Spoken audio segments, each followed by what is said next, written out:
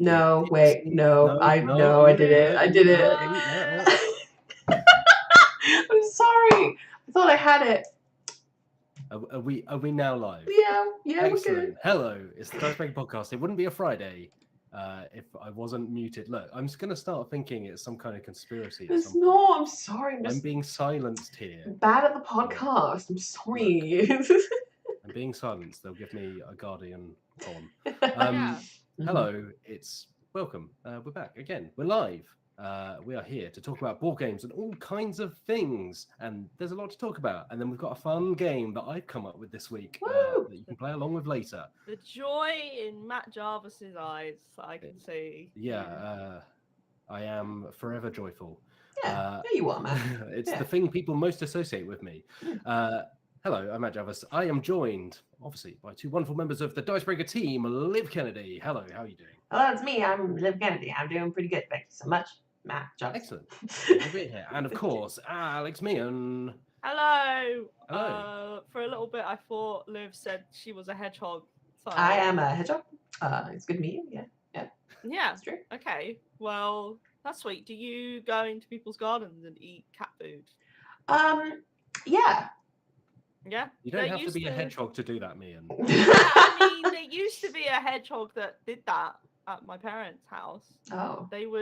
We could hear them rumbling around in the garden. Rumbling? You say? Yeah, like crashing about. They wow, that's a large hedgehog. Yeah, Harry the Hedgehog, I think we called him. Oh, lovely. He'd eat the remains in the cat bowls, and then he would go behind the bin and sort of squat back behind there and hang out. And then one time, I'm pretty sure we heard him with a friend. Oh my goodness. Okay. Yeah. Hedgehogging. Hedgehogging indeed. Hedgehogging up the garden. Yeah. If folks aren't aware, you should cut holes in the bottom of your garden fence so hedgehogs can get out. Thank you for being nice to hedgehogs. Just cut a little arch and they can walk through. Yeah. Oh my goodness. A gateway. Yeah. Love it. Yeah, exactly. You can also make an interdimensional gateway also for your hedgehogs, so they can pass through to the other side. Surely that's obvious, Matt. End up with a lot more than hedgehogs if you do that. I guarantee you. Yeah. You have a Balrog in your garden. A Balrog, yes. Yeah. Please, a Balrog is found in the depths of the earth. It doesn't exist in a different dimension, Meehan. This is very clearly laid out. I mean, so you're saying to me right now that there are Balrogs in the depth of this earth? Not this earth. Well, then another dimension, Middle right? Earth, the earth between here and the other one. Because it's in the middle. Oh, okay. Oh, Middle Earth, right. If you can tell from this intro, we're here to chat about tabletop games, which we're going to get into right now by asking Alex Meehan, what have you been playing lately? What have I been playing? Regale us of your tabletop tales. Tell all. Oh, let me put my wizard's hat on and my pipe in. Pipe in? Boop, boop. There's a slot. There you go. Yes. I'll tell you a tale of board games that I've been playing. Thank you. Thank you, Alex Meehan. And various other things. Yes. This past week, myself, Chase, our news writer from across the pond, not in another dimension, and that we know Mr. Jarvis played Perudo. Yes, we did. Yes. Last week, yeah, we played a board game arena version, which uses the. Is it the one that won the Spill the Yarn? I think so. So it's the Asmodee edition of Liar's Dice. I think it was released by Asmodee as Liar's Dice, but it is also known as Perudo. So as Meehan alludes, this is an old game. It's existed, I think, for centuries. It's like a very traditional game, but it was repackaged in the early 2000s. I think, including either as the sole designer or as one of the co-designers, Richard Garfield of Magic the Gathering fame. And then it won the Spiel des Jahres, the kind of biggest award in board gaming, for a game that already existed, and they kind of put in it. They did change some of the rules and some of the scoring methods, but the game is essentially the same. Bit cheeky. Which is one of I think the cheekier. Bit cheeky that win, I think. Cheeky also, win. Perudo's great, but I don't think it deserves to Spill the Yards. Like, what else did they have to choose from that year? Was it a particularly bad year? There is infamously kind of a run of Spiel des Jahres winners that are just a bit kind of naff. Yeah. Shame. But There are the ones that go to games that just no one ever remembers, like, ever. And then they're the ones that go to games where I'm like, I mean, it's a great game. Like, we stand Perudo / Liar's Dice. Lovely. But I just feel like it's like, did the Mind win? no. I don't think the Mind Mind? won the year it came out. Oh, the Mind. I know the Mind. Yeah. I've never really liked the For some reason Mind. I thought it did. The Mind is one of those divisive games that you either really like it, Yeah. it's just not. The thing is, I like it well enough. Like, I'm not a fan. in love with it, but I do know quite a lot of people who don't like it. Too much But chance. Perudo / Liar's Dice is, as Matthew Jarvis explained to Chase, the game that they play in Pirates of the Caribbean 2, Yeah. Dead Man's Chest. I was literally about to be like, I think I've played that before. Oh, that's where it was. It's the one that Bill Nye Squid Man, David Squidman. Jones. That's his name, yeah. The Squidman. Yeah. Mhm. Very talented on the organ. Yeah. With his face tentacles. What? I'm just saying. Yeah. Those are great. They play this game where you each have a set of dice, they're d6s, Yes. and you each round roll your dice under a cup. Well, you roll it in the cup, and then you flap. I don't know if flap's the right word. You. Anna Slam. Kendrick. Yeah, you slam it down. Your cup down, and then you check what dice you've got, and then you just make bids on like how many of each type of dice you think are in the game. Oh, That's yeah. literally it. I was trying to think of if it was like you have to be like, I have the highest number of dice, or not number of dice, but highest number. But yeah. I'd like to make a quick correction. It was in 1993 that it came out, not the early 2000s. It just turns out that I've been on this planet for longer than I would like 93. See, another thing we were discussing yesterday, how great the year 1993 is. I was born. I mean, you were. I was born. Hocus Pocus came out. I was just sat there. The Spiel des Jahres winner was that. Whatever we were just talking about, Perudo. and also Perudo, and also Great, yeah. And also Supermarket Sweep came out. Really? You On the said day I was- on the day you were born. On the day I was born, yes. Really? Wow. Yeah. Anyway, back to Perudo. Jesus was heralded by a star. You were heralded by a Supermarket Sweep. By Dale. Dale with. Yeah. Yeah. Yes, carry on. Yeah. So yeah, it's just a game where you say, "Oh, I bet there are 4 threes in between all of us, so not just in your dice pool, but in the other players' dice pools." And then someone will like raise it by saying, "Oh, I think there are 5 threes between all of us," or they can say, "I think there are like 4 5s." Is it? Yeah. Like So you always have to raise one of the numbers, either the Yeah. value or the number of dice. And then if you get called out and they're like, "No, I don't think there is that many," and there isn't, then you lose a die. If there is that many, the person who called you out loses the die, and then you just keep going until you're the last person with a die left. Yeah, it's a good game. And who won? Mr. Jarvis. Who was it? I thought you were can't saying actually that remember. one. Me, and was it you? I know that it wasn't me. It was me. Yeah. I played very badly. I mean, it's a luck-based game. I think I as well. lost about Luck and 3 or bluff. 4 of my 5 starting dice before you or Chase lost a single die. It was a bad not liar, a good Matt. time for me. I'm notoriously terrible at lying. Yes, yes. It's a great game. You're such a good, honest boy. It's not that. No, I'm just despicable to people's faces.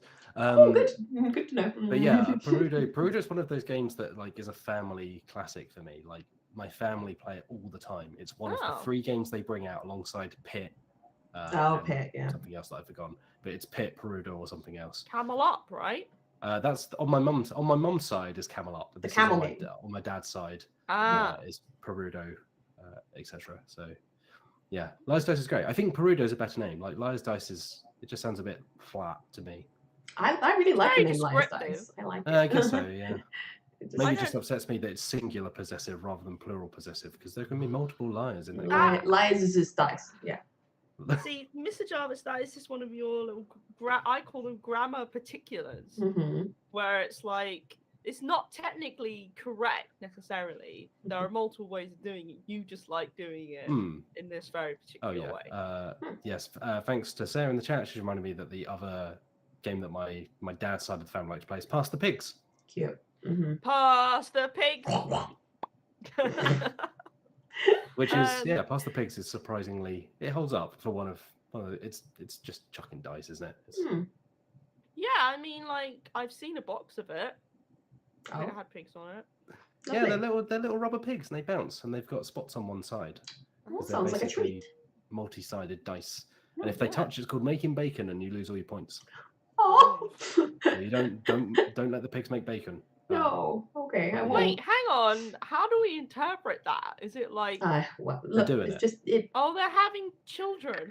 Piglets. They're doing it. Well, because when you say, because I guess as someone who doesn't eat pigs, I don't like thinking of them automatically in the form of bacon. No, it's not that if they touch, they're shipped off to the abattoir. Yeah, that's what I thought.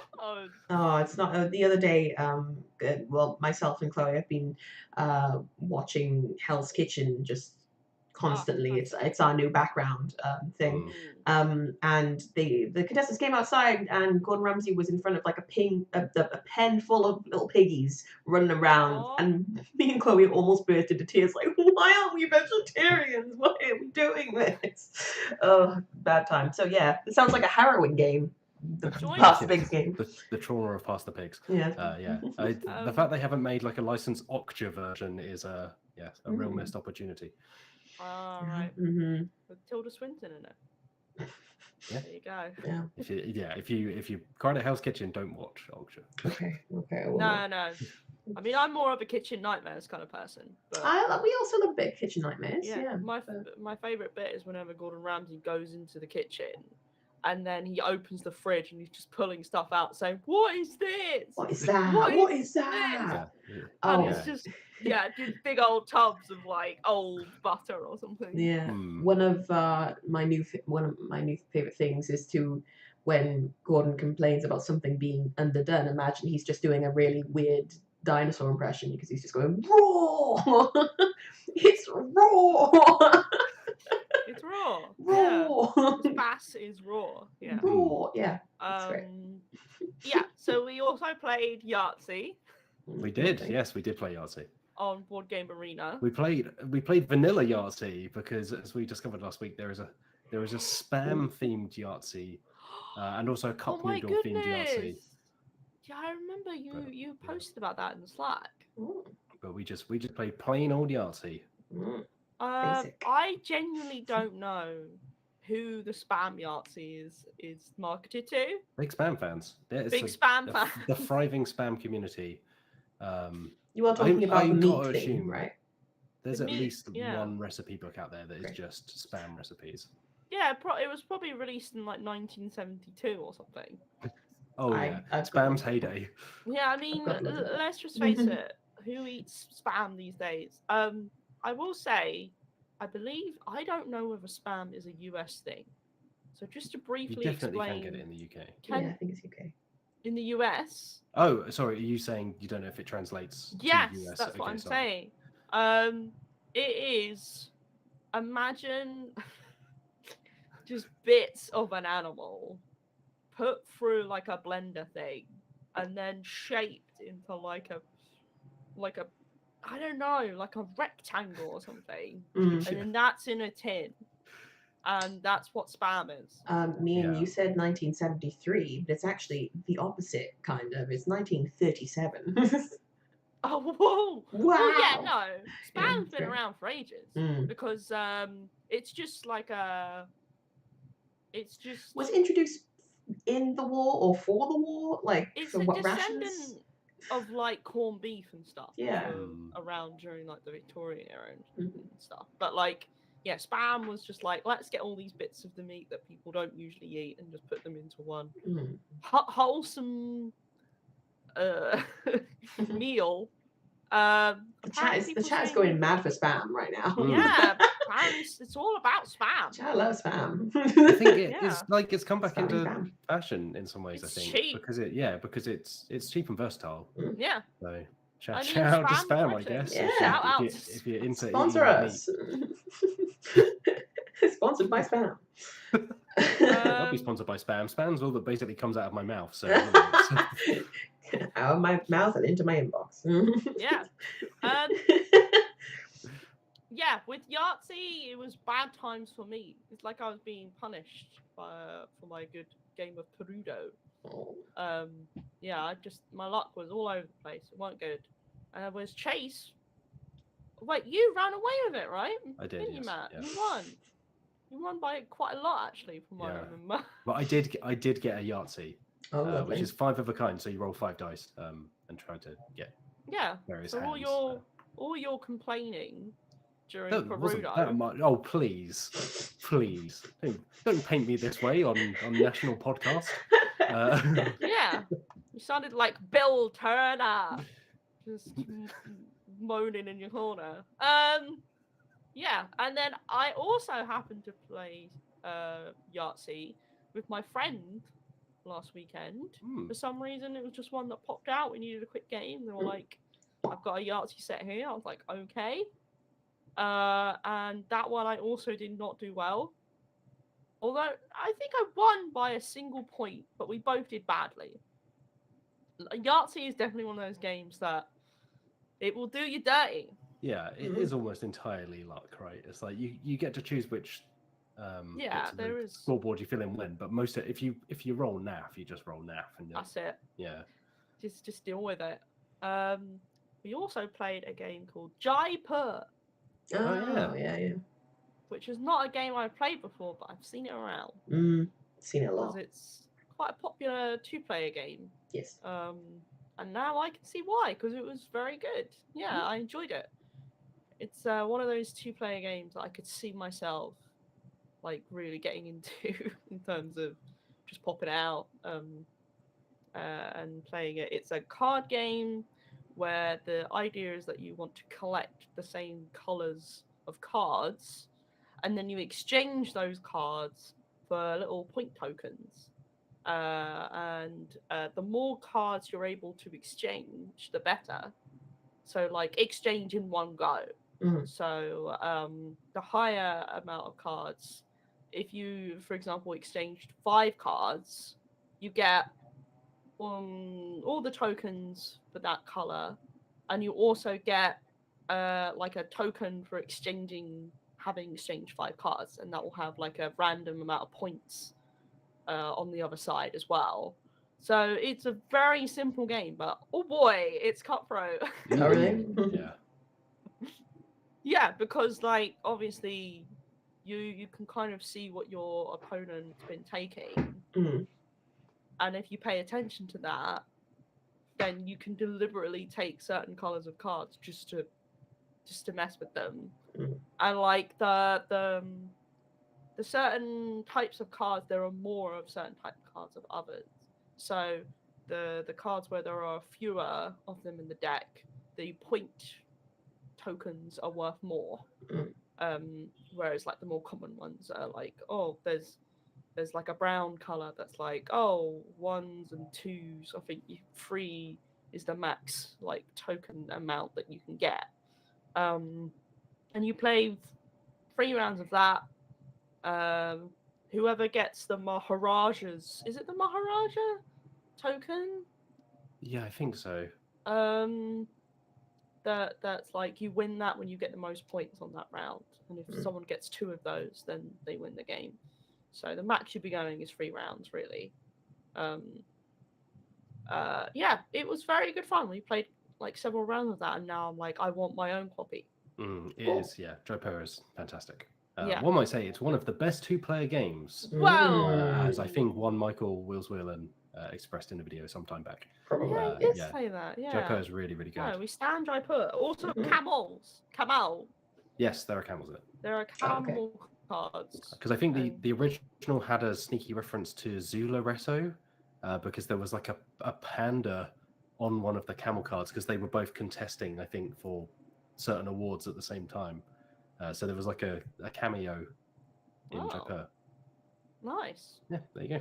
Oh, my camera's gone apparently on the stream for some reason. It has, yes. Oh, here we are. I think that's a me problem. So, so that's great. All right, Meehan, is that everything you've been playing? Yeah, it's gone again. Yeah. It's gone great. Oh I'm no. just gonna keep going. Yeah, keep going. We also went to a lovely board game cafe in Portsmouth. Oh yeah, you went to Really Portsmouth. nice. Yeah. And there we played a game called Men at Work, which is a dexterity game where you have to balance these different beams on top of each other and the little workers that are working on the construction site. And you have to balance beams and workers according to the cards that you draw, like from the deck. And if something falls off, then you've had an accident. Oh no! Oh no! And you get one of your security certificates taken away from you. But if you do especially well, then oh my god, what's her name? The security officer has a very Rita. Rita is impressed. Yeah, I love Rita. Yeah, there's a card that you can draw from the deck called she's the Rita card. And anytime someone puts like a work or a beam on the highest point of the whole construction, then you get a little medal, an employee of the month, because Rita was impressed. Wow. So we all really wanted to do that. It's my nan's name, I so lost like straight away. I want Rita to be impressed as well. So you lost. Oh. We all want Rita to be impressed. Yeah, I lost almost straight away. Like I just kept balancing things badly. I just keep having accidents. Rita went like that. Many workers' lives were endangered by my actions. Dark. Well, in the game, it's kind of like, oh, you've had an accident. Then it's like, oh, don't balance beams on the makes it sound like something heads. very different. Yeah. Yeah, no, it's good. We had a good time with that game. We also played a bit of Clank, which we stand. We love Clank. Love a bit of Clank. Yeah.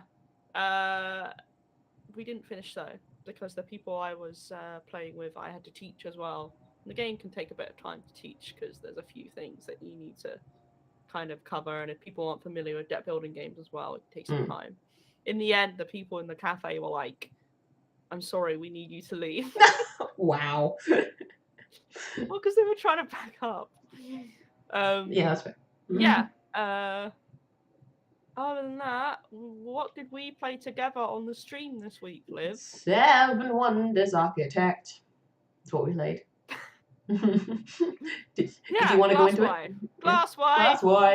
Yeah. There's a Let's Play of 7 Wonders Architect on the channel right now from yesterday, so you can go check that out if you would like to see the sequel to 7 Wonders by Antoine Bowser. Yeah, good stuff. Yeah, I don't know whether it's a sequel or whether it's a spin-off. I would probably call it a spin-off. Okay. But it's interesting. So, like, 7 Wonders Architects is a game where you want to get victory points to win, just like in the original. But the way you gain cards is very different from the original. Also, I think Matt is frozen again. Yeah, no, he is. Gain victory points. I'm going to make a formal apology. This is definitely my internet acting up. I'm in the middle of nowhere. This is the best I could get. Carry on. I'm just gonna keep going. Yeah, carry on.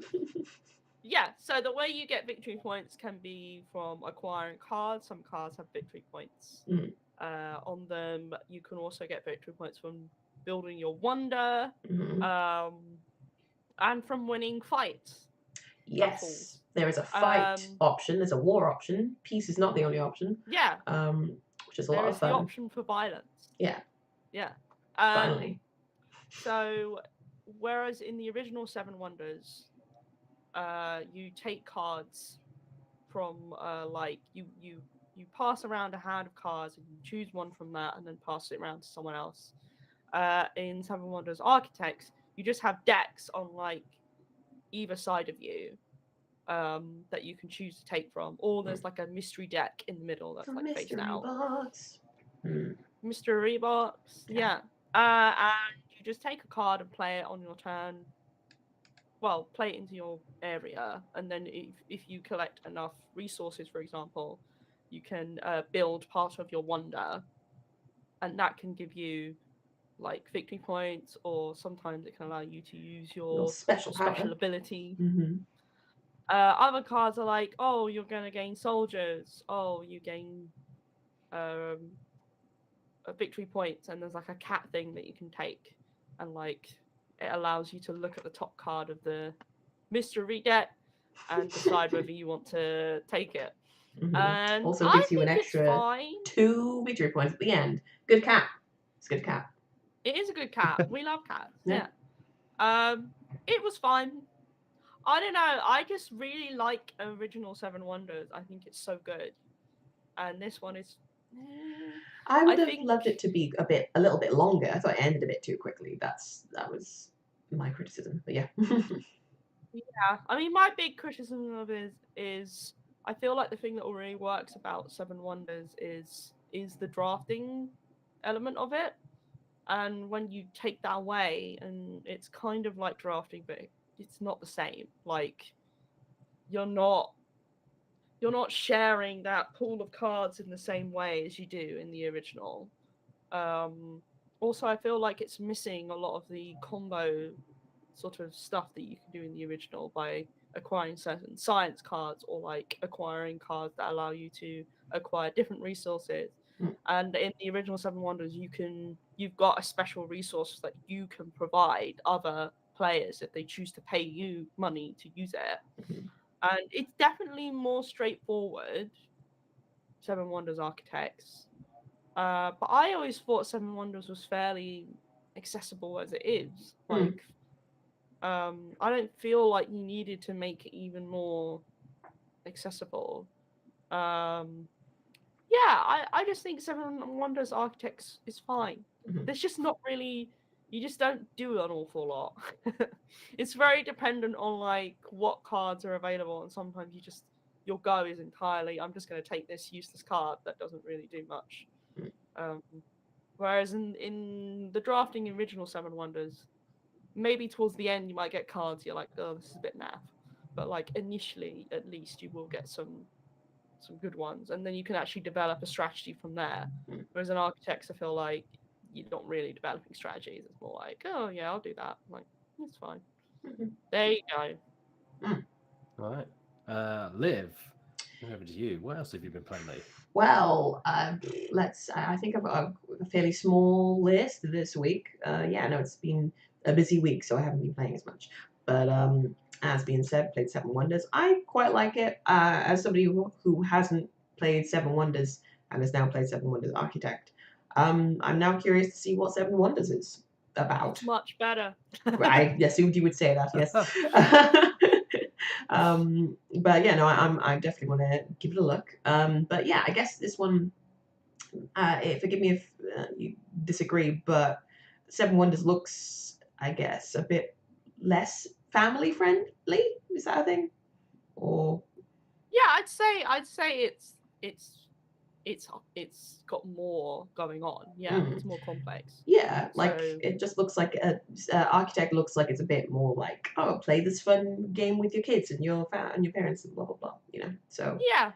I don't know. I just feel like there are better games that do that sort of thing. Though, oh yeah, you know what I mean? Like I feel like they didn't need to take Seven Wonders and then do that. I feel like, hey, these are really great family games that you can play that are more fun than Seven Wonders Architects. But sure.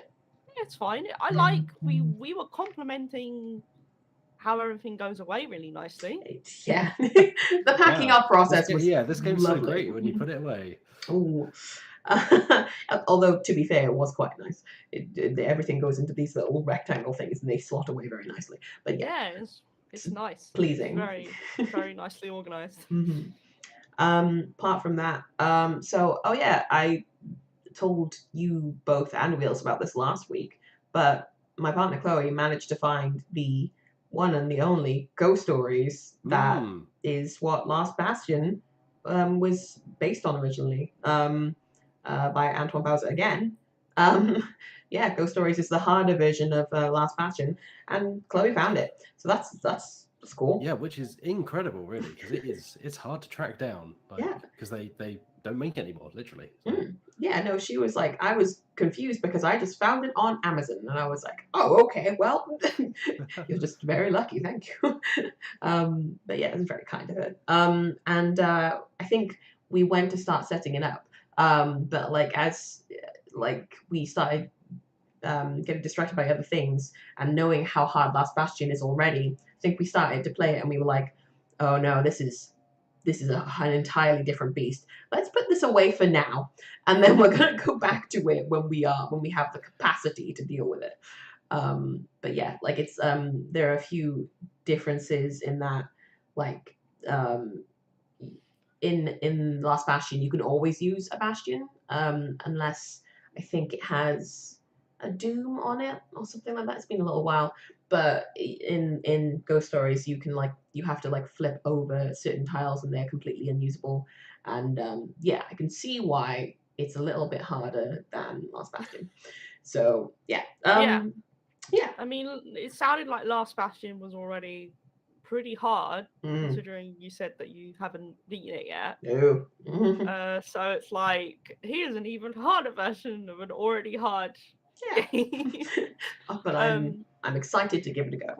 Yeah, I think the thing that really draws me to Ghost Stories rather than Last Bastion is like the art style and the theme. I feel like it's just a lot more solid. It's just a lot more unique. It's like is it like Japanese yokai? Am I correct in this? From what I've seen, it's like you play as he plays a monk, I believe. Is it a monk? Ghost Stories, yeah. Yeah. That's yeah, the background on it. That's pretty much what I got. But I think it's Chinese ghosts and so on. I don't know if there are like Zhongxi and so on in there, but I believe it's like the theming is Chinese mythology or. Okay, I wasn't 100% sure, but I don't know. When I look at the front of that box compared to Last Bastion, it's like fantasy, which is fine, but you see it kind of everywhere. Whereas when you look at Ghost Stories, you're like, oh, what's this? This looks weird. I like this. Look at that weird thing. I love it. I like this thing. Yeah, this thing looks interesting. But yeah, so can't wait to properly give that a go when our brains aren't ready to do so. Apart from that, I've also been learning how to play Root, so I know how to play Root now, so that's nice. Yeah. I quite like the marquees. I've sticked with the kitty cats, and they're hard workers. They play the long game, and I like that. But the bird ones that you were playing, Matt, I do not see the appeal of them. Yeah, the Eerie, I think, are among the harder factions to get to grips with, because as soon as you lose momentum, it can be difficult to pick it back up again. And they were I must say, like, thinking back on it now, the fact that you didn't go into turmoil at all when we played, super impressive. Yeah. Your resilience against the birdie boiler was very impressive. Thank you. Yeah. You had a lot of bird cards in that. I did, yeah. But I was worried about you. It is like it nicely gives that risk reward, because the bird cards are so much more flexible because you can use them in any space. So as long as you have a unit to do the action, you can do it. Whereas I find the others very difficult to plot out, because trying to think turns ahead of like, oh, by the end of this turn, I need to move something into a fox space so I can roost in a fox space. If there are no fox spaces left, it becomes just so difficult. So bird cards I tend to go for bird cards. Yeah, I think having a bird card in build is a good idea. Like the others, I feel like there's a bit more flexibility there. But yeah, what else, Liv? What else? Also, well, a lot of video games, to be honest with you. We played a bit of Forewarned together. Yes, we did. Yeah, which was quite fun. Yes, we did. Oh, me and face. Oh. Right. So this is a thing that will be coming to Dicebreaker Plus soon. So if you're thinking about joining and you weren't sure, you can see us getting scared by ghosts soon. So that's fun. But yeah, it's basically a Phasmophobia clone, right? So yeah, I mean, it's blatantly. Yeah, it is. I But do love how it's blatant ancient it Egypt. is. Well, not ancient Egypt. It's just Egypt. Yeah, no, it is. It is blatant. Like you have the thing you talk into. You have the lights. You have all the stuff. But yeah, basically, Meehan had played it before. We hadn't. We were like, Meehan was like, "Do you want me to explain it to you?" And we were like, "Yeah, sure." And then we inevitably got carried away with everything. And Meehan was like, "Hey," trying to wrangle us, like, "Come here, everyone, come here." Sorry, Meehan. Yeah. Yeah, Matt Jarvis is making a face. I'm feeling sheepish because yes, it was like a class teacher. Yeah, it had like vibes of a school trip where you get off the bus and everyone disappears in different directions, and there's dangerous school trip. Like a kid stuck inside a well immediately, and another one is like up the top of a church tower. Matt Jarvis was the kid flinging around toilet paper and throwing used bits of chewing gum about. Metaphorically speaking. Sure. But yeah, fun. It's nice to see. It was nice to, like, as I've been playing Phasmophobia for eons, like since it literally came out, it was like, oh, this is new and fun, interesting. Yeah. And I'm actually a little bit jumpy, which is nice. Forewarned is much scarier than Phasmophobia, I have to say. Like, I still get a little bit, scared in Phasmophobia, but not so much anymore because I guess I'm used to it. I've played a lot less of both than either of you, but I found Phasmo, I spend so much of my time in it going, is this working as intended? It's like nothing's happening. Whereas with Forewarned, it was like, oh no, I'm just like, yeah, I'm running. Like, I don't want to be here anymore. Oh lordy, here they come. Getting out of Dodge, yeah. Yeah. No, I'm excited to play more of it. No, it should be fun. Yeah. Also, so played a bunch of Red Dead Online, which has been fun. Yeah, that was a good time. I'm trying to make my character look like me. I'm currently trying to do little side quests so that I can get her some fancy clothes. That's my main goal at the moment. So yeah. Strong. No, yeah. Strong ambitions. Yeah, good hat maybe would be lovely. Would love that. Yeah. There's a lot of that in that. It was like, I just want like a slightly nice hat, a slightly nice hat, jacket. Really. It's like, okay, I need to go murder a lot of people for this hat. Yeah. Prepare to lose that hat. Yeah. Oh. You can get off your horse though, the magical like infinite hat horse. Oh, okay. I did not know that. Yeah, just go to your horse, and the horse always has a hat. As the famous phrase goes, you can lead a horse to hats, but you can't. Anyway, can't drink out of a hat. Yep. Is that everything you've been playing, Liv? That's everything I've been playing. Yeah, that's it. That's me. Excellent. All right. In terms of what I've been playing, obviously I played a bit of Perudo, which I lost. I played a bit of Yahtzee, which I won, and then I've also been playing Blood Bowl, so I've been playing it in anticipation of there's Blood Bowl 3 coming out sometime this year, I believe. So I was actually playing the online version of Blood Bowl, but I'm since like seeking out a physical copy of Blood Bowl. So I'm hoping that I can see that I froze on the stream, but hopefully you can still hear me. Yeah, you can. Yeah, we can hear you. Yeah, sorry. You're in heaven now. You're in blissful heaven. All right. I can see Liv smiling and saying something, so I assume I can be heard. So Blood Bowl, it is, for those who don't know, it's Warhammer football. It's American football rather than soccer. So it is the factions of classic fantasy Warhammer. So you've got your kind of gobos, you've got your big orcs, you've got your Skaven, your rat people, you've got like chaos warriors and stuff like that.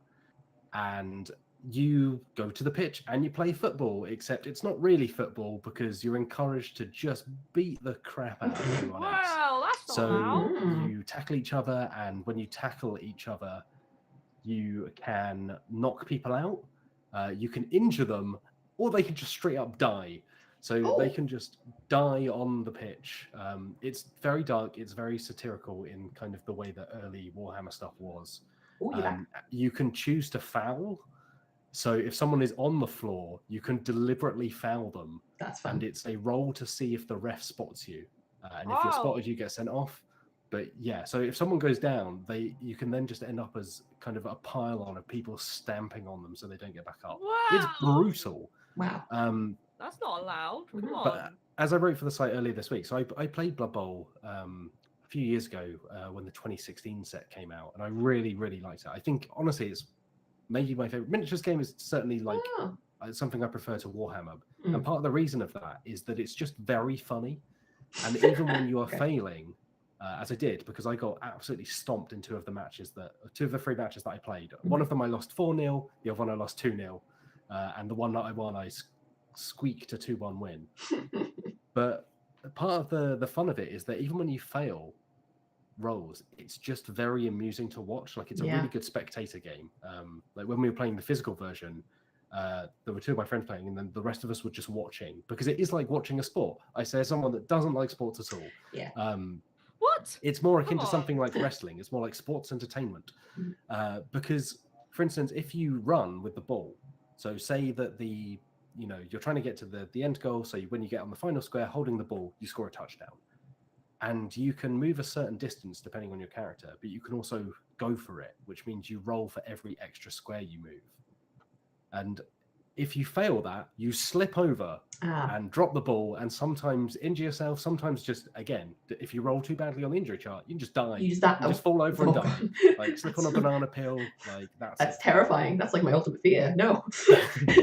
But it's really funny. It's made extra funny because all the characters are Warhammer people. So you've got these massive hulking chaos warriors who are stomping along, like crushing like small Skaven rats, like charging to the end, get to the final square, slip over, like just face plant into the dirt, drop the ball. It's really funny. And yeah, like I say, it's kind of hard to be, even though I lost very, very significantly, I was still having a really fun time, because like it captures the best of what dice games can be. Like in Warhammer, if you take a shot and you miss, there's just kind of nothing that really happens. It's like, oh, I missed. Like, I'll try and shoot again next turn. In this, almost every time something happens. So even to pick up the ball, if the ball is on the floor, you have to roll to try and pick it up. And it can lead to characters just fumbling the ball again, and it just rolls off somewhere else. And this can happen multiple times. So you can fumble the ball, someone else tries to pick it up, they fumble it, and it's just bouncing. It's just complete chaos in kind of the best way. Is there like an element of skill to it, or is it mostly just dice roll? Yeah, so there definitely is skill to it as well. Kind of in the same way that Warhammer is like has a lot of luck, but if you are playing with someone who knows what those characters do and how to kind of mitigate bad luck, characters can have different abilities. So you have throwers, you have runners, you have tacklers, and they each are better at those things. So that kind of makes it a little more likely that you'll succeed. You can also, there are re-rolls, so you can use a limited number of re-rolls. And if people get injured, for instance, you have like a limited ability to just knock them out instead and avoid them getting injured. But there are other things. So for instance, the weather can make a difference if you're playing with the weather rules. So if it's really hot, you roll for all of the characters on the pitch at the start of, I think, each turn. And if you roll a 1, basically they have heat exhaustion and they have to sit it out. So at one point I had 3 people on the pitch and the other team had all of their players. Why would they take them all off? Don't keep 3. Very silly. It's just it's that kind of a thing. Like it's utterly ridiculous. It's so over the top. For instance, if you play as the dwarves, they have something called a death roller, which is basically a massive steamroller with spikes on. But it's only if you use it in a turn, it then gets sent off by the ref. So you get to use it basically one turn and then it's off. But obviously it's a massive, like, deadly steamroller. So you can just trample people with it. Just imagining the ref running alongside it, like with a whistle, like holding up a red Get it card. off. It is like it's really, really fun. And like I say, I don't care for sports at all. Like I had no real interest. But it makes sports fun and interesting because it is just pure over the topness. It's people getting sent on the floor, people just falling over. There's like pratfalls, like people with butterfingers just like bouncing a ball around. It's super entertaining, and I think one of the nice things is your teams aren't huge. It's like a handful of models, depending on how many substitutes you want to have and so on. So it's not that you have to build a huge Warhammer army. You can just have a few players, and those players you can have it depends on the team you're playing as and what their skills are. So you can have fewer characters, but maybe they are stronger. You can have more characters and they're faster but weaker, that kind of thing. And each of the factions kind of have their own benefits. So yeah, I'm really kind of looking forward to checking out the new Blood Bowl, which I think came out last year, maybe even 2020 now. Second season, I think is what it's called, because I think the new game is based on those rules. So they've made some changes, but yeah, Blood Bowl's really good fun. It's really, really fun. I'm intrigued. Yeah. Sounds like a less scary version of sports, even though it's called Blood Bowl. So that says a lot. But yeah. Yeah, I think that is it as well. It's there are some sports games out there, but they try to really model after. They're almost too simulationist. And it's not as complex as Warhammer. You're still kind of working out throwing distances and probabilities and stuff like that. But because it's kind of in this recognizable format of a football match, it makes it's a lot easier to think about, okay, I'm going to lay out my models like this because I want this person to throw to that person. So they're going to run up the side. But it's more interesting than, for me, sports. Yeah. Because stuff happens. It's not just kind of 90 minutes of kicking it back and forth and no one scores, Yeah. I the whole point of it is to come into contact with each other, and yeah, it's great. Cool. I'm interested. Yeah. I'll be taking a look. That's about all I played, to be honest. Yeah, there's been a lot going on. So yeah, lots of dice throwing, it turns out, which I didn't consider till now. Just played Liar's Dice, played Yahtzee, then I played Blood Bowl. I do want to play the new Yu-Gi-Oh app at some point, which we'll get onto in a bit. But Master Duel came out this week. I played a bit of the last one they did on Switch. I can't remember the name of now. It's something convoluted. Yeah, probably involves the word duel. Legacy of the Duelists, maybe? Legacy of the Duelist? Yeah. I played a bit of that, and it was, hey, you're a kid at this school. Now everyone at the school wants to play Yu-Gi-Oh with you. Wow. Which was, that's not a school I recognise, but... Yeah.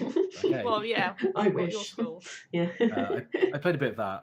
I've spoken about Yu-Gi-Oh before, because I got deep into the kind of stripped down Yu-Gi-Oh a few years back, Duel Links, which was the mobile app, and then Speed Duel, which was the kind of physical version they made based on the app, which takes a lot of the more complex rules out of Yu-Gi-Oh.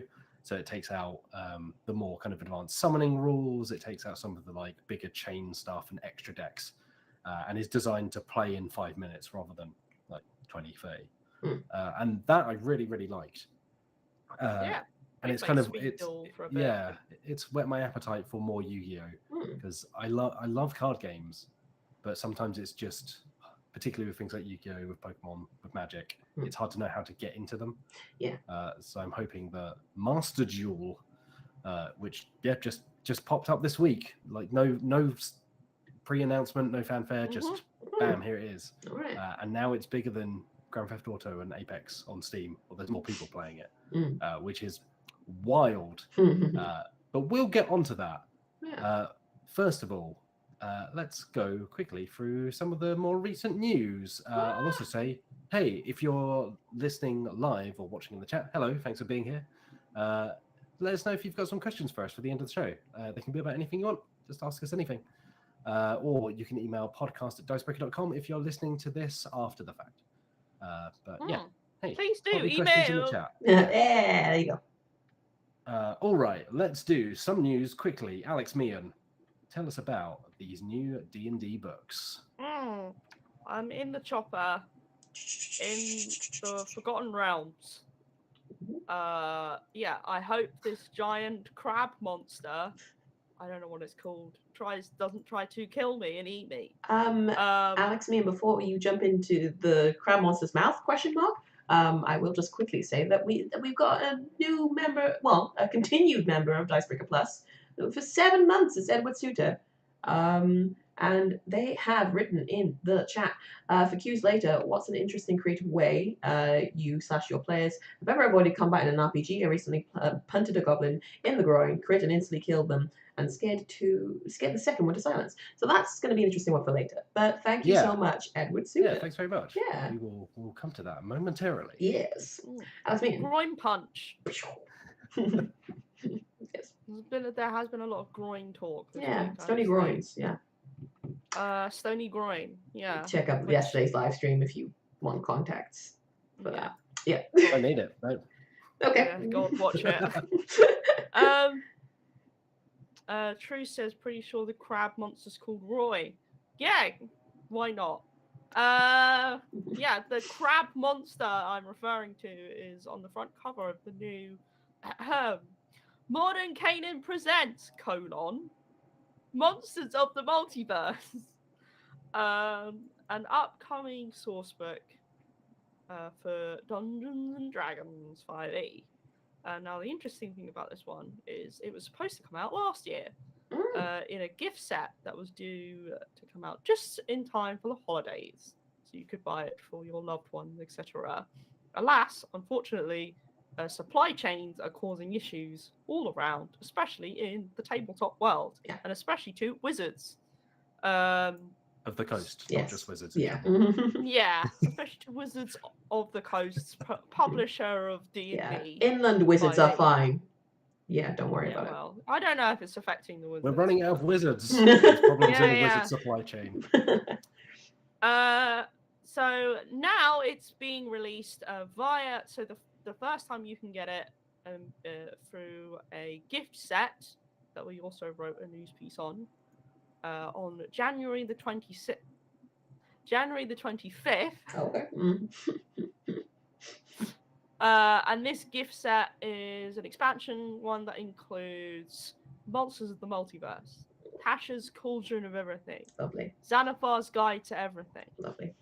It is essentially your go-to from having the Player's Handbook and the Dungeon Master's Guide. This is kind of like a compilation of the next step, books that you might need to make more complicated campaigns and have access to various monsters, NPCs, and playable species in D&D.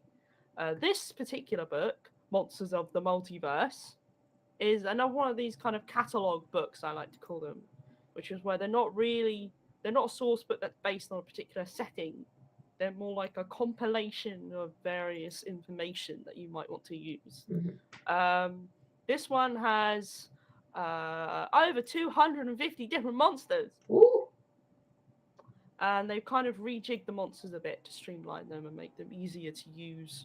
And also some monsters that previously only had kind of a mention have now got their own full stat box, etc. There are also 33 playable species included in the book that are compiled from the history of 5e, essentially, including, for the first time in print, turtles. Ooh. Yeah, so before turtles were an official D&D thing that you could get for a little booklet or online, most likely. But now they've been included in this book for the first time. Another interesting thing to note is that fairies and the hare race that I can't remember, the hare species, that's the one. Mm-hmm. They were supposed to be included in this book for the first time, but because this was delayed, they were actually introduced in Wild Beyond the Witchlight. Yeah. There you go. But essentially, this book is just designed to provide playable species and monsters in one book. They've also been somewhat changed in a similar fashion to Tasha's Cauldron of Everything, where suggested... what's it called? Attribute? Ability increases. Ability score increases. Yeah. Ability score increases have been removed for species, so you just pick what ability scores you want from the bonuses provided, and also suggested alignments are not in this book. and that seems to be what they're going with forward. Which is a fine step it's a step in the right direction, but I don't think it's enough personally. And I did present a question to the presentation that we were given about, what Wizards are planning to do regarding, making alterations about negative perceptions of certain species and how that's caused problems with, just bad vibes.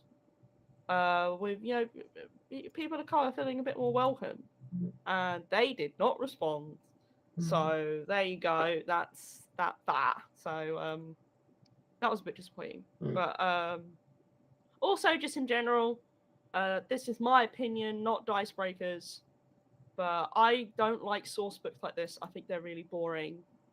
I wish they would stop doing these catalog source books, because for the past several source books, apart from Strixhaven, they've all been books like this, where it's like Tasha's Cauldron and everything, Fizzband's Treasury of Dragons, which no one cares about, and now this one, which is yet another catalogue. And I'm just like, you're really not doing much to make me interested in Dungeons and Dragons right now, Wizards of the Coast. Apart from their campaign books seem to be interesting enough. You could read more about that in an opinion piece I posted today. Over on Dicebreaker.com. Yeah, nice. I'll also give a shout out for a video we did where, Liv, you spoke with Wills about combat D&D. So hey, if you're after some D&D thoughts, we got them. Yeah, on the website and the channel, so go and check them out. I didn't say you can get Monsters of Multiverse separately on May 17th. Okay, right, so it's out in the set first. It's out in the gift set first. That's quite a big gap. That's a It big is, gap. yeah. That's surprising. Bit naughty, I think, but there you go. Yeah. Bit naughty. Yeah. All right. The other one I'll give a quick announcement for, which popped up this week, is the new Undaunted game, which is going to be set in Stalingrad. So I reviewed Undaunted North Africa. Gosh, maybe that was a 2020 game as well. What is time anymore? That was the follow-up, of course, to Undaunted Normandy, which came out, I think, the year before that. For those who don't know, they are deck-building games that are also kind of tactical war games. So you control a small group of soldiers. It's a two-player game, so you control opposing sides. So Normandy was like US forces and German forces. North Africa, I think, was the British Army Long Range Desert Group and the Italian Axis forces. They haven't confirmed what the forces will be in Undaunted Stalingrad, but the Battle of Stalingrad that was fought from 1942 to 43, I believe, was Soviet Russia at the time, and then predominantly Germany, but also other Axis powers involved. So, yeah, they haven't confirmed that just yet. But the interesting thing with this is it's a standalone game, as the others are as well. They've said it's the biggest one yet in the series. They've described it specifically as a big box experience. Oh, goodness. And one of the big introductions here is, in the previous games, you had a dozen scenarios that were essentially standalone, but were designed to be played in an order because they followed a rough kind of narrative arc. But you could just, pick a mission out and it would be fine. You play it, it's self-contained, you move on to the next one. Here, they've added a proper kind of campaign mode where there are persistent elements across the course of the campaign, which they've said can run up to 15 missions, so it's longer as well.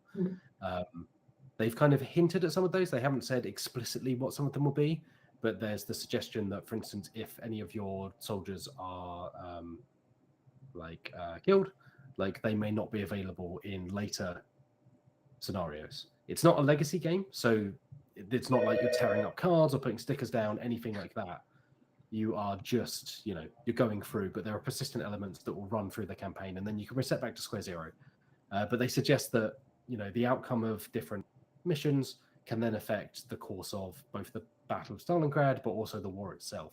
They've been a bit vague about that. It might just be a bit of marketing fluff to kind of hype up this connected campaign.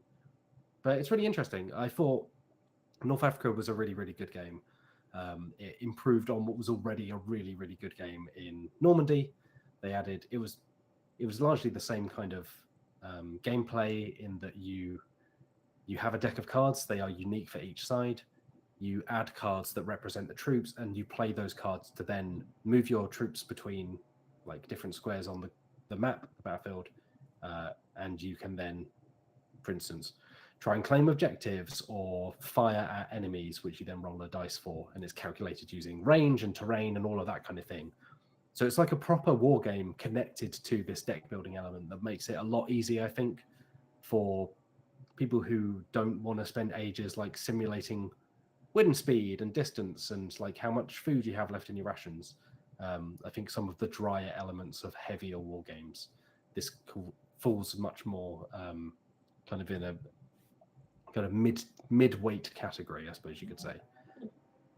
So yeah, I'm excited for it. I think, like I say, they've done really, really good work in the last two, and they seem to have come at the historical side of it with an eye to detail and kind of accuracy as much as you can do in a deck building game. They seem to be quite faithful about like the representation of the era and so on. So yeah, I'm looking forward to it. I'm interested to see what they add. But it's cool that they're making another one of those because they're good games. Cool. There we go. All right. After that, as I mentioned earlier, Here we go, everyone. One of the other things that happened this week was the new Yu-Gi-Oh app is out on PC, Xbox and PlayStation and Switch, I think. It's coming to mobile later on. Konami have just said there will be details soon, which means almost nothing. But yeah, it's out. It's free to play. Reception's been interesting. A lot of people seem to really like the presentation, but it is free to play, so there are things like gems and card crafting. There are elements of that. Apparently, also there are no turn timers, so games can take a while. So yes, it's been interesting. I haven't played it myself yet. Will's our unexpected Yu-Gi-Oh champion is going to check it out, I think, for a video hopefully this weekend. So we will have something up on the YouTube channel. But his messages have been. Yes, he's been having a great time. But Yu-Gi-Oh, like I say, Yu-Gi-Oh is a game that I've always really enjoyed from the outside. I've never been, I've never collected it to the same degree that I have other card games. And I think part of what makes it so fun is that there are a lot of cards. It's been going since like 1999, so there are, I think, over like 15,000 cards or something ridiculous. Wow. But also many of those cards are like just very over the top. You've got massive robots. You've got kind of like outlandish like monsters and all sorts. Like people will probably associate Yu-Gi-Oh with the anime, and it very much feels like a card game that's grown out of an anime. Because it just has like a very kind of full-on aesthetic, and the numbers are very big.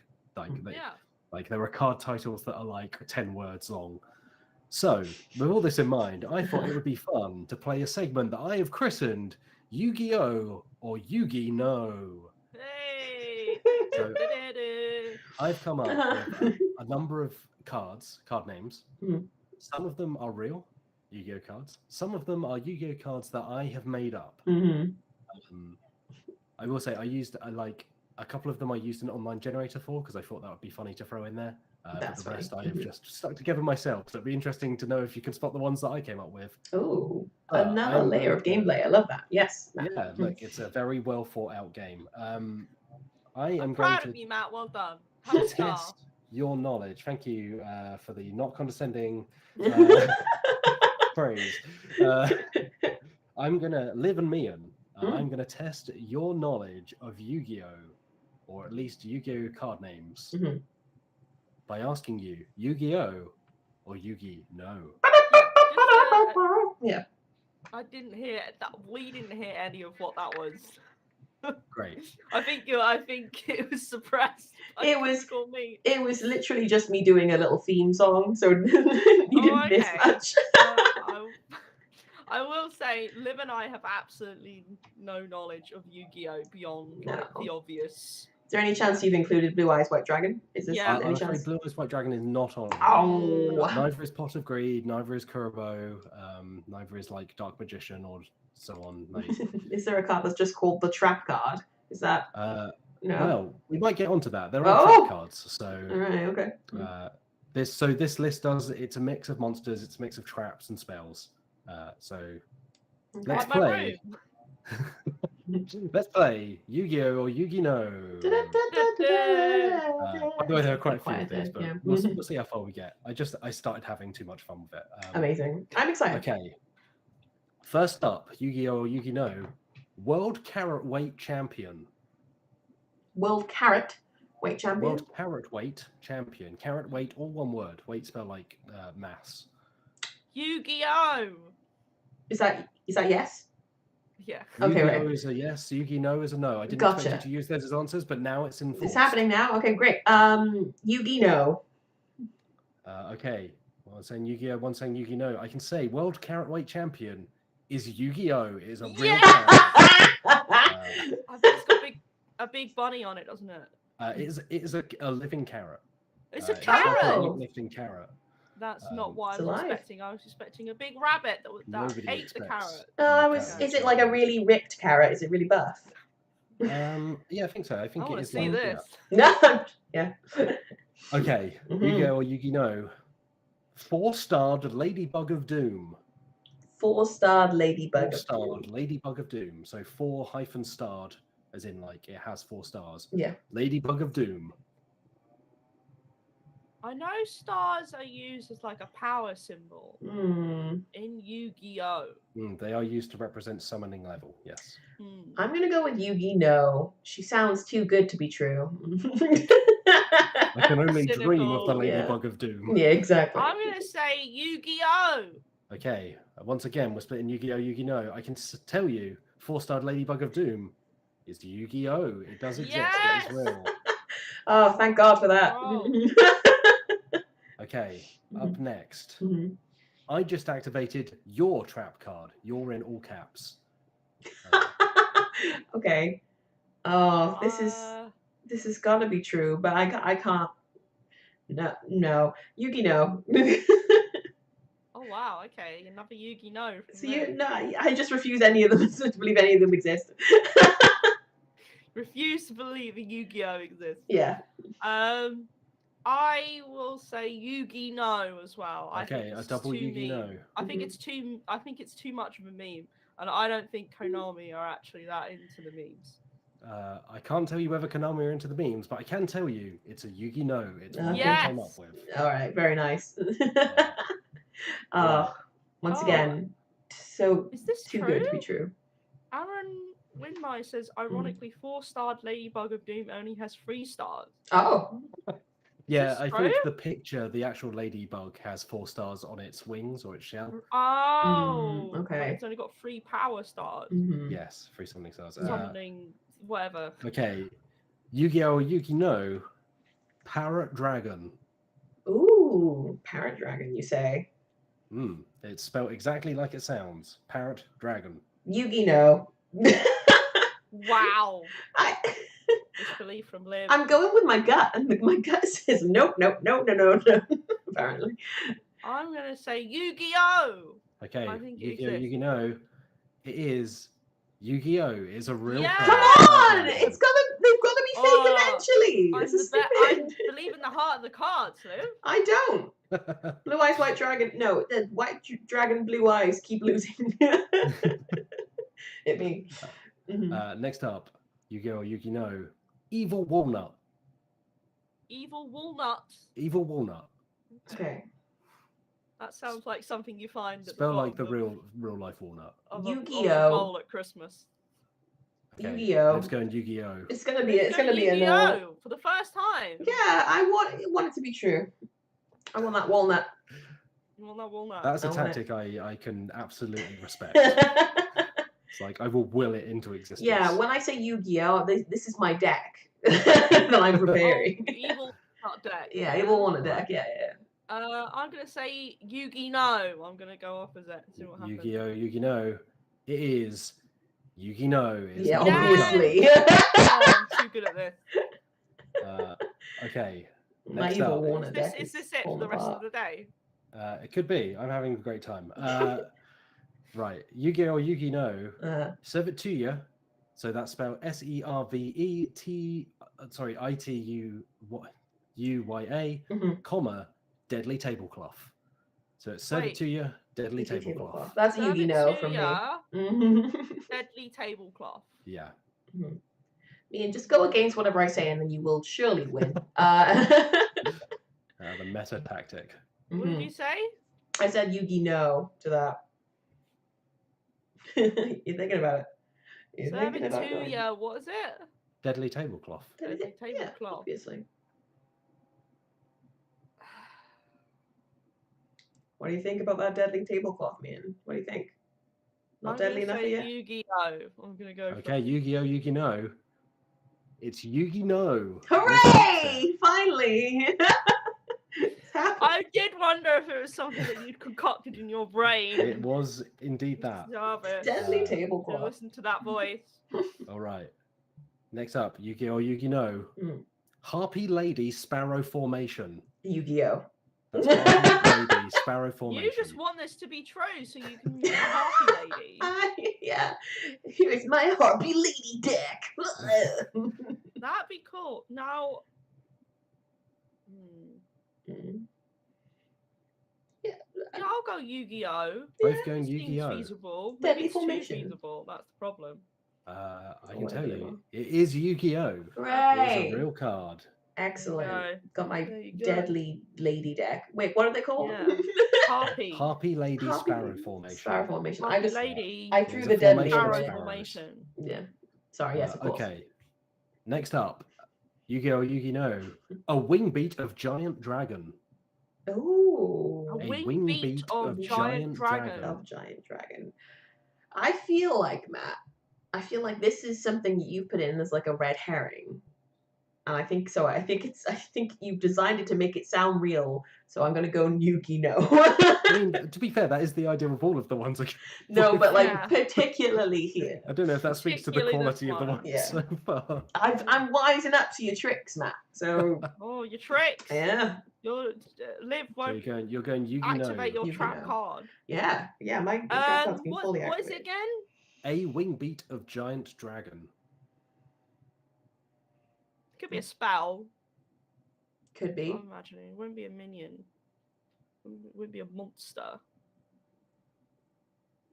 A wing could be a monster. It's attached to a monster. A wing beat. I know. It's like a concept, not really a. Yeah, it's like an action. Yeah. I'm gonna go Yeah. Yu-Gi-Oh! You're going Yu-Gi-Oh! Okay. And Liv, you went Yugi no. No. Okay. Yu-Gi-Oh! Yugi no. It is Yu-Gi-Oh! It's real. Yes! What is the point? Wing beat of giant dragon. A wing beat of giant dragon. Yes. That's yeah, I'll put that on my car. All right. Next Great. up, Pyrotastic motorcycle. Oh my goodness gracious. Yu-Gi-Oh! or Yugi no? Motorcycle. Pyrotastic motorcycle. Pyrotastic motorcycle. Yugi no. Liv, Yugi no. Yeah. I'm also gonna go Yugi no. I think Double Yugi no. I think it's something that you've made up. Yeah. You got me. It is a Yugi no. Yes! It is Aaron not Winmai real. said, "Stop trusting your instincts, Liv." No, never. No, keep going. Okay, we're getting through these. Next up, Yu-Gi-Oh! Yugi no. Magical pigeon. Yu-Gi-Oh. I want this card. Yeah, need it. Where is it? Well, is it real? That's the question. That's the It could question. exist. Real. Actually, no, Liv it's now. Yugi no. Oh, you're Okay, changing Liv, the I've answer. turn changed. around and Liv saying Yugi no. Yeah. I don't know whether you put this in here just to tempt me. I do know of your affinity for pigeons. Yeah. Yeah, You do you love a know how pigeon. much I love pigeons, Mhm. particularly magical ones. Yeah. On the way back from Essence, all you would talk about. Yes. Pigeon Yeah. this, pigeon We spent that. a long time on that train station platform just looking at pigeons. Look, there was a lot of great pigeons to look at. Yeah, I'll put that in my tourist review of Essen. Great Good pigeons. pigeons. 10 out of 10 pigeons. I'm gonna say Yugi no. I think it's You're a both trap. going Yugi no. Yu-Gi-Oh. Okay. I'm afraid it is Yu-Gi-Oh! It is a real Oh my card, so God, neither of you score any Meehan. points. Send Why me a would you picture, agree with please, me? of magical pigeon? Magical pigeon. Oh, I Next. can't believe you doubted the magical pigeon. You can never harness his power. Never doubt the magical pigeon. Well, you know, I thought he put it in there as a trap. I thought it was a trap It's a trap card, yeah. Next up, Yu-Gi-Oh! Or Yu-Gi-No! Dr. Centaur. Oh. Yu-Gi-Oh! Yu-Gi-No. Yu-Gi-Oh! Dr. Centaur. That Dr. Centaur, Centaur of Love. Dr. Centaur, It doesn't say that here. That's not what I have on my card. It but... should say that. Okay, Liv, you're going Yu-Gi-No! Yu-Gi-No! And you're going Yu-Gi-Oh! It's Yu-Gi-No! Hooray! Dr. Centaur! Centaur of Love! Nah. Centaur of Love. Centaur and the Centaur. Yeah. Okay. It's like Maury Puffage. Center of all centaurs.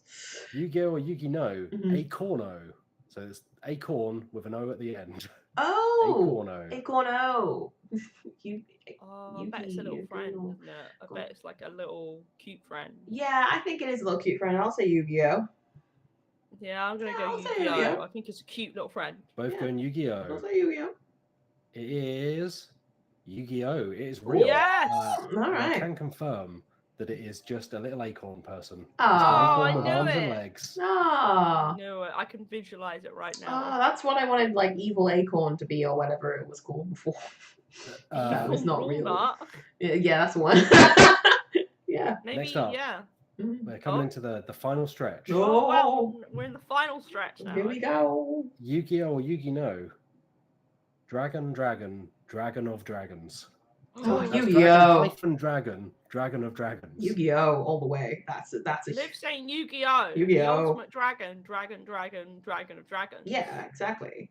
Like, you need somebody to kick Blue Eyes White Dragon off their pedestal, you know? It does Or whatever like it was. Yu-Gi-Oh! Does like dragons. Mhm. It I does. do know Yeah. this. I'm gonna say Yu-Gi-No! I think it's a Matt Jarvis trap. Yu-Gi-Oh! So Liv's Yu-Gi-Oh! Meehan's Yu-Gi-Oh! Yu-Gi-No! Mm. It's Yu-Gi-No! It's Yes! what I came up with. Boo! They do love a dragon, so I just put a lot of dragons in. Smell the Matt Jarvis on that. Okay, well I said we're entering the home stretch, but we've got a few more to go because these Okay. are Oh these my are fun ones. goodness, I've got Matt! right How down the many bottom. did you make? Not that many. I I had mean, fun with it. yeah, We're, like... we're 20 past. It's fine. Oh, it's it's only fine. going to take it. We've got 5 more. Okay. Yu-Gi-Oh! Yu-Gi-No! Anteater eating ant. All one word. Yu-Gi-Oh! That's not 4 separate words. That's one word. That's- Anteater eating ant. That's my boy. We're Yu-Gi-Oh! saying Yu-Gi-Oh! Yeah. Right. Therefore, you should say Yu-Gi-No! Yeah, Let's I be think I'm fair. gonna say Yu-Gi-No! I don't think it's real. I think they would hyphenate that You've sort of both thing. frozen for me. Oh, you frozen for us too, so it's all good. Oh no, it's the Yu-Gi-Oh! Oh, and too it's the much. anteater. The anteater. Oh, It's hacked into the system. it's eating the ants. It's all the bugs. Yeah, eat these technical bugs for us, please. Yeah, please, anteater, eater of ants, whatever it's called. Bring your dragon friend along. Yeah.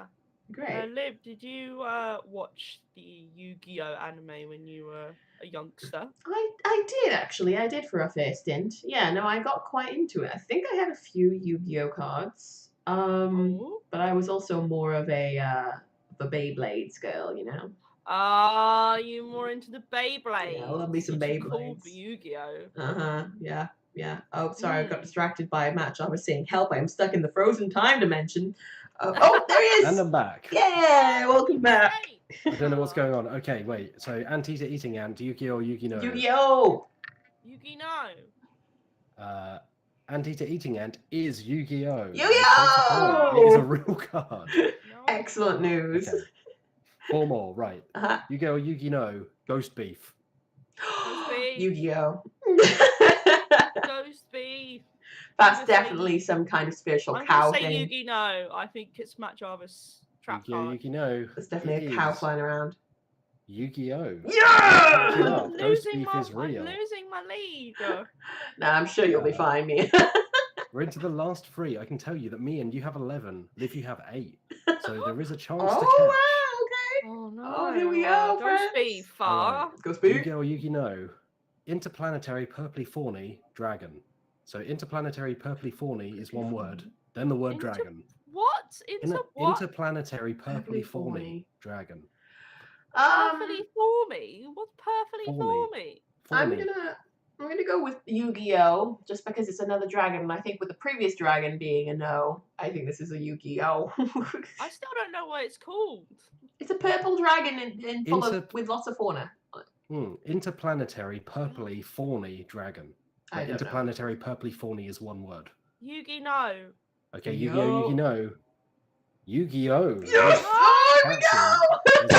Here we go! Let's go! 2 more. Liv could catch here. Okay.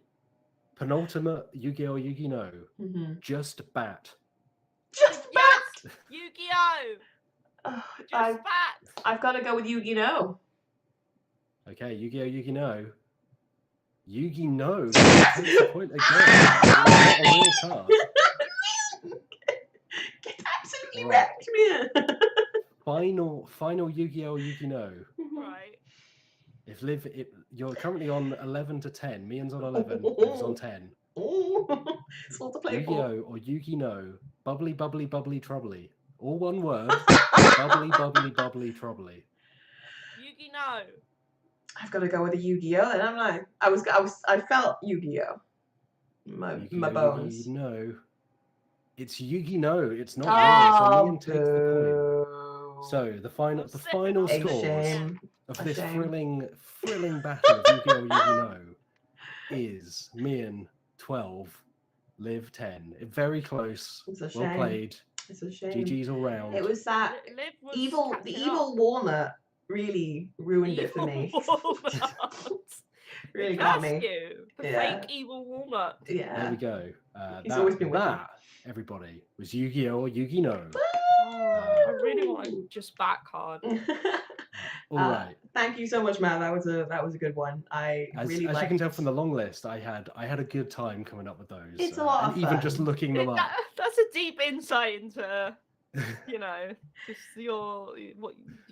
things you enjoy doing. Thank you to Sarah, my wife, who I tested those on as well, and she did very well. Having never played Yu-Gi-Oh! Before, but I think that's just because she knows how I work. This is true. Yeah, that was really good. Okay. Thank you, Matt. That's great. You're welcome. Does that mean well played. Does that mean Liv gets sent to the Shadow Realm? Oh no! Yes, and you've activated my trap card, etc. Okay, let's move on to emails. Of course, if you're watching live, you can drop a question in the chat for us. Oh, there we go. Every Friday, we're live from 2 p.m. GMT, or you can email podcast@dicebreaker.com, or you can find us on Twitter @joindicebreaker, and we appreciate all your messages and questions, we do. No matter what they're about or how long they are. So thank you very much to all those who send them in. Well done, Sarah, as well. Congratulations, Sarah. Okay, Liv, would you like to pick this one up from Edward, the super chat we had earlier? Yes, absolutely. That's one that I can see, as opposed to me not having the dock up. Okay, yeah. I'm streaming. Okay. What's an interesting / creative way you / your players have ever avoided combat in an RPG? I recently punted a goblin in the groin, crit, and instantly killed them and scared the second to silence. Excellent, Edward Suter. Moment of silence. Thanks for your question. Goblin groin. R.I.P. Thanks for being a Dicebreaker Plus member. VIP for 7 months. Yeah, thank you so much. Thank you. Sorry about the cats video. That's Cats the movie, not Me Our Pets. Yeah. No, we like the pets one. Yeah, I thought you meant my cats. I was like, fair enough. Yeah, no. No, I would never mean that. Avoided combat. The thing is, combat. That's the thing. Is I can't think of a time where I avoided combat because normally I play characters who rush in and then do something silly. I'm genuinely trying to rack my brains for a time where we just skipped combat or ran away. I'm sure there have been times. The recent Avatar campaign that we've actually finished, or at least put on hold for now until. Oh, that is a good one. Yeah. The full RPG comes out later this year. My character managed to we sort of just stopped combat, while the other characters in the group were sort of engaging in a fight with this Fire Nation kind of authority figure, my character went and rounded up the locals and kind of riled them up into a sort of riot of Frenzy. And then brought them over to this authority figure and said, you need to stop doing that, otherwise we're gonna get involved. And then that authority figure was like, okay, I will you go ahead. Yeah, that was fun. I like doing that because it not only played into the strengths of my character, which is she's someone who thinks creatively on the spot, and that's kind of what she did in this scenario of seeing, oh no, we're currently, well, not outnumbered, but you know, we're not in the superior position, and kind of looked around and saw what was available to stop this. But also, she's one of the people, so you know, like giving the people the power to fight back on their own against Freedom fighter, the Fire Nation authority. So I enjoyed that. There you go. That's my answer. Yeah. I'll mention that I'm currently in a campaign where there are hags involved. I won't name any names, but you're basically, the goal of the campaign is to stop the hags from doing what they're doing. And you're supposed to level up every time you have an encounter with the hag. Each time we've just avoided combat. I'm very surprised at us. Like I think the first time we met a hag, it was basically like we are too scrawny to be fighting this entity. So we kind of accidentally opened up a door that she was sat in. She was sat in the room having tea with somebody. And we were like, goodbye, and we just closed that door. Lovely to see you, but no. Yeah, we like kind of all scattered and ran to different parts of the house. It was looking a bit dicey for a while, but then we just kind of like slid into an exit, like a little trapdoor, and we fled, which isn't as heroic as I would like. But the last time we came in contact with a hag, we just kind of did the whole political, just kind of like, and what if we were to do this for you, and blah blah blah, and got a bit of information and made a deal. Don't encourage making a deal with a hag, but we did that anyway. So yeah, no, the basically what is like the big bad of this campaign, we have just been kind of skirting around and finding alternatives to fighting. So that's been pretty good. Nice. Yeah. Befriend the hag. I've thought about it because like they just seem kind of like they're doing their thing, you know. And I'm like, be a hag. I could be a hag. Yeah. You could at least be moots, you know. Yeah. Just. All right. Thank you. That's a good question. Yeah, that's great. Great question. Matt, do you have one or? To be honest, I can't think of any. So I didn't want to like just ruminate here for ages. I've definitely been part of groups where, like, you may be surprised to learn that things have gone off the rails, and so we've like avoided things that the DM or GM has set out.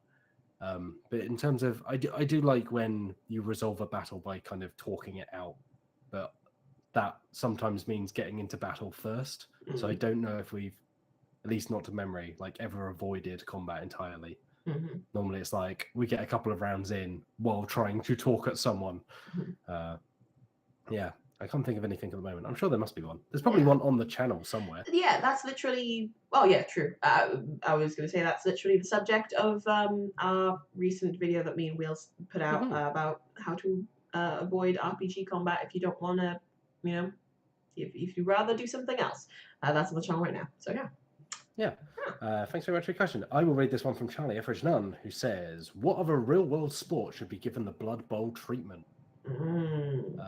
I would say that the answer's already kind of there, because Rumble Slam exists, which is Blood Bowl but for wrestling, which I think is a really good idea, and I want to play more Rumble Slam. In terms of other sports, I feel like maybe like High would be a good one. or squash, or another game where you're kind of like pelting like projectiles very quickly, either at a wall or other people. That might be a fun one. Bobsled. Bobsled would actually be really, like bobsled in the same vein as like Downforce or Rallyman. I can see like having to manage where you are on the track. I like that. Yeah. Meehan, anything come to mind? Meehan sports. Ice skating. I'm all about the ice hockey. Yeah, you just love ice, winter sports. I know, water polo. You are so done. You like sports? Oh. I know, just ride around on mythical creatures like a cowl with 5 humps. I like that. I want to say that there was it's only tangentially related to water polo, but I think there's a new card game coming out that's based around synchronized swimming. So I'm kind of intrigued to see how that works.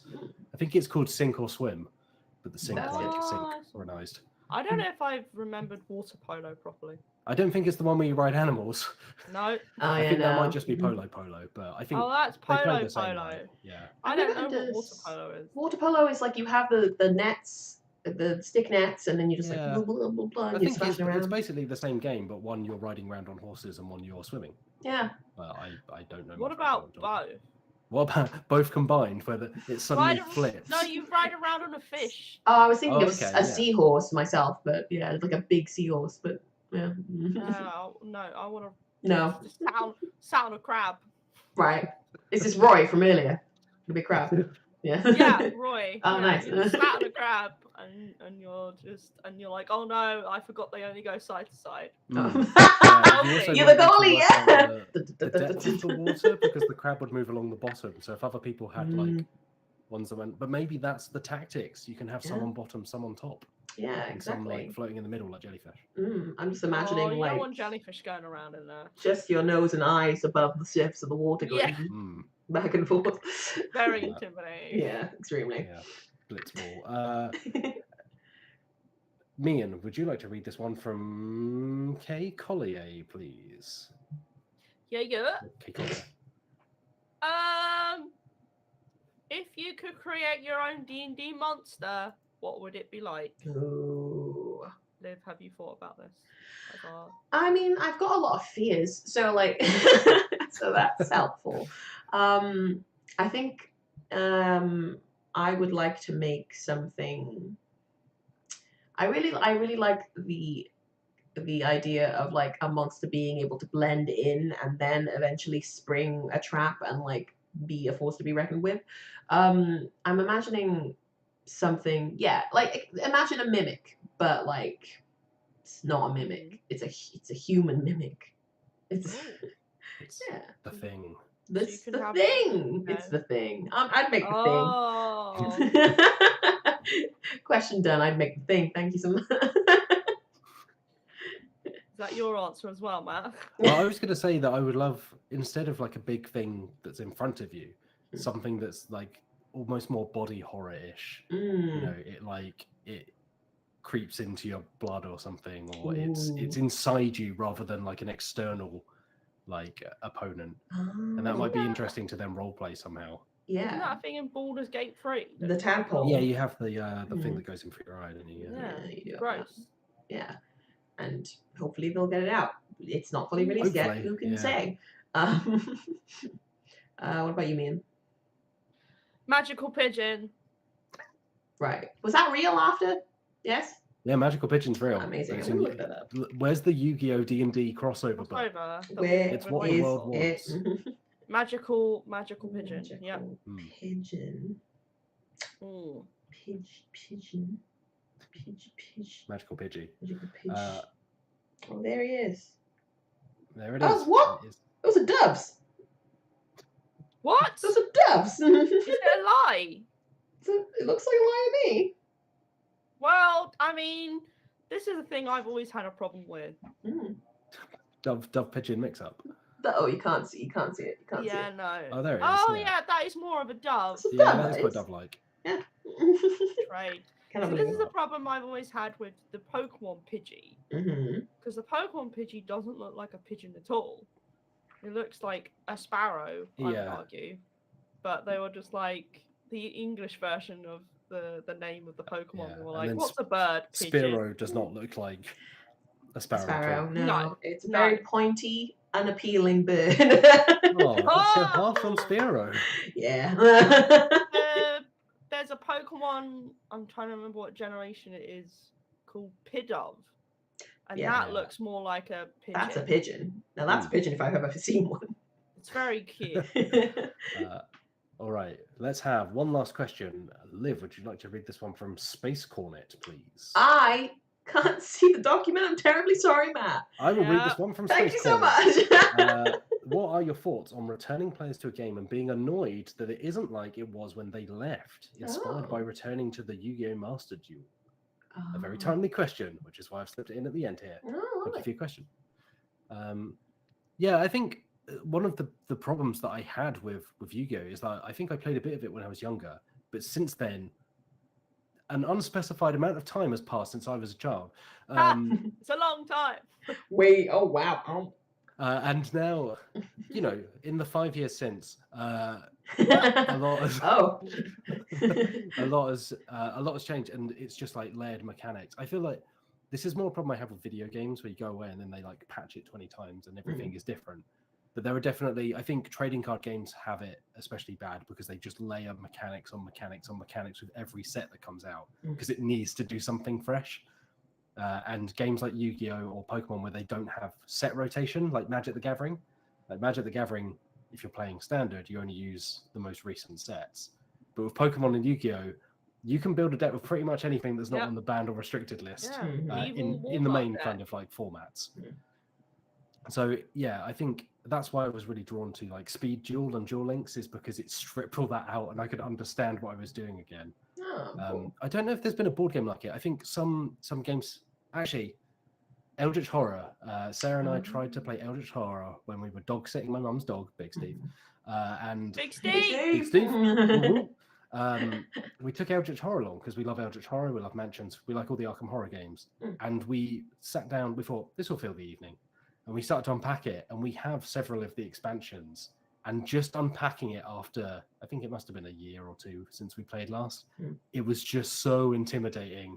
It was like, maybe we'll play something else, because relearning the game and then the expansions and having to sort through everything that's combined together is such a big task. So, yeah. There you go. There's my answer. Me? I don't have an answer to this, really. Like, there aren't really games that I leave and then come back to ages afterwards. Yeah, I find that this is a thing more with video games, I suppose, because like with the amount of like patches and updates and stuff that can be brought into it, like Apex Legends, for example, like there are like 50 more legends available now than when I used to play it. And it's all very new and scary, and I don't know how to control them and stuff like that. So yeah, I feel like this is more like a more apt for video games, I suppose. But when I first heard the question, I was thinking of somebody like leaving an RPG campaign and then coming back ages later and rejoining it again, which kind of works. But yeah, I thought that was kind of interesting. Yeah. Especially if there are new players and whatnot. Yeah. That's pretty much it. Matthew Jarvis, can I answer the last one? Oh yeah, sure. We can do that one quickly. Madness in Colour says, what's your favourite hot sauce, folks? Mine is... Oh my god. Okay. I can't remember what it's called specifically, so I'm going to describe the bottle to you. It is a sriracha sauce. It's probably one that a lot of people have seen quite often, but it's one that I feel is the best. Is it the one with the bird on it? Is it a bird one? It's a goose one. Yes. So it's got the goose on it. They also do a sriracha mayo, which is the same brand. And for a very long time, my local Sainsbury's stopped stocking it, and it was terrible, a terrible time for me. And I was trying to find it everywhere, and the general answer I got was they've got supply issues, and I was like, oh no. First 4 games, now this. Yeah, so I had to That's deal the with... Wizards. First they took the Wizards, then the hot sauce. Now the Sriracha. Hot sauce. So I had to deal with inferior products, which were trying to achieve the same greatness as the goose. Yeah, the flying goose Sriracha. Thank you, Nathaniel Abbey. Yeah. And just cannot hold a candle to it because the levels of garlic to chili in that sauce is excellent. I find a lot of Sriracha sauces are too garlicky, not chili enough, and then you can just taste them forever, for ages afterwards. And also, I really like how thick it is. Also, shout out to Our Lady Cholula. We like Our Lady Cholula. She is also good. I like Sriracha. There's my answer. Yeah, I also like Sriracha. I like the red hot. Yes. That comes with Domino's sometimes. And good. You can get, I think you can get it in a bottle with a red top instead of a green. It's good. Yeah, I went through a time where I just put Sriracha on everything because it is good. It's good. Eggs. It's good. Sriracha on eggs. Do it. Yes. All right. That is. Spice up your life. Yeah. Every boy and every girl, spice up your life. That is our endorsement for Sriracha, and that is the end of this week's Dicebreaker podcast. Thank you for listening. If you've listened this far, thank you, Liv Kennedy, for joining us. So much for having me. Spice up your life. Thank you, Alex Meehan, for being here and your thoughts on hot sauce. It's great. Call me anytime when you need thoughts on hot sauce. I've been Matt Jarvis. Thank you for listening. We'll be back next Friday from 2 p.m. GMT live every week. You can also catch us over on Spotify and iTunes if you want to listen to the audio version. And of course, you can find us on the internet at dicebreaker.com, youtube.com/dicebreaker, and at Join Dicebreaker. But until then, this has been the Dicebreaker podcast. Thank you for listening. Enjoy your weekend. Stay safe out there and have a lovely day. Goodbye. Bye, everyone.